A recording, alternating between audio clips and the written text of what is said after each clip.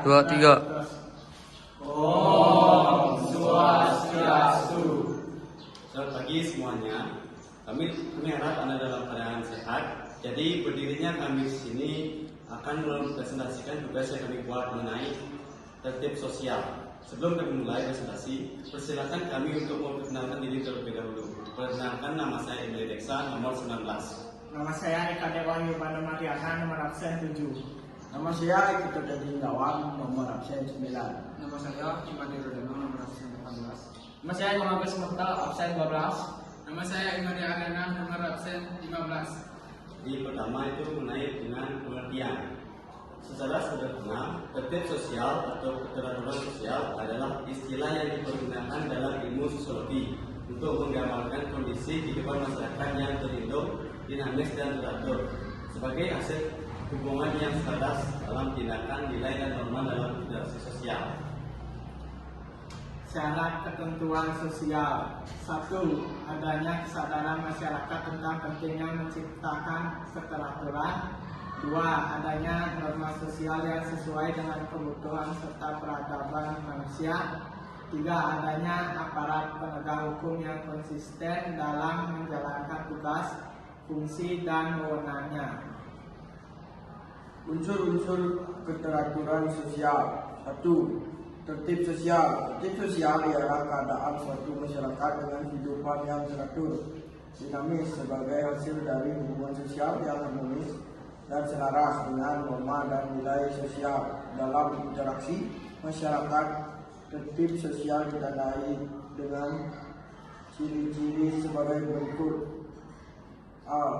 Individu atau kelompok bertindak sesuai dengan norma dan nilai yang berlaku. B. Adanya pranata sosial yang saling mendukung. C. Adanya sistem norma dan nilai-nilai sosial yang diakui dan dijunjung tinggi oleh masyarakat. D. Adanya kerjasama yang harmonis dan menyenangkan. 2. Ordo. Ordo ialah sistem norma dan nilai sosial yang berkembang, diakui, dan dipatuhi oleh seluruh anggota masyarakat. Contoh dari ordo adalah kerja bakti atau dikenal dengan gotong royong, tanpa salira atau dikenal dengan toleransi. Ordo atau perintah muncul sebagai hasil perkembangan keteraturan sosial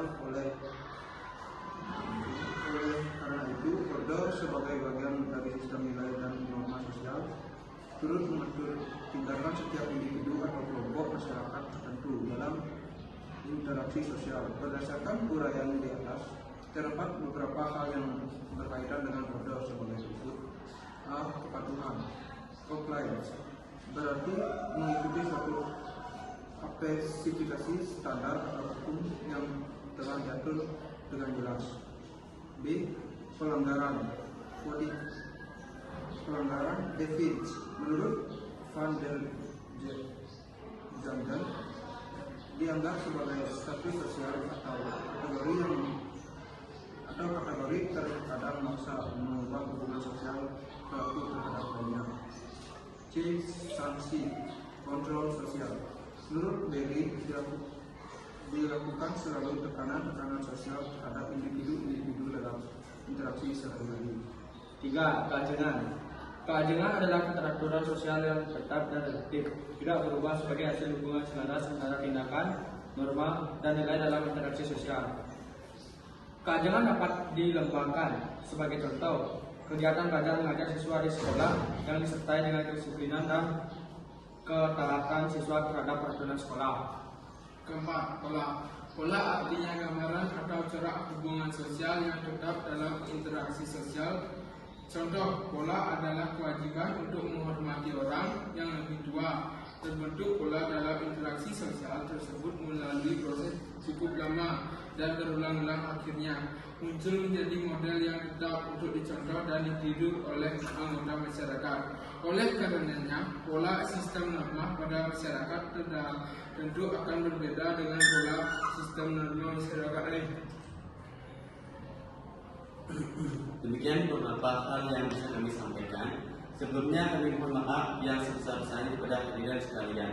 Apabila dalam penyampaian tadi mungkin ada kesalahan yang disengaja ataupun tidak disengaja. Saya selaku pembuka presentasi mengucapkan terima kasih dan kami tutup dengan pramana Santi.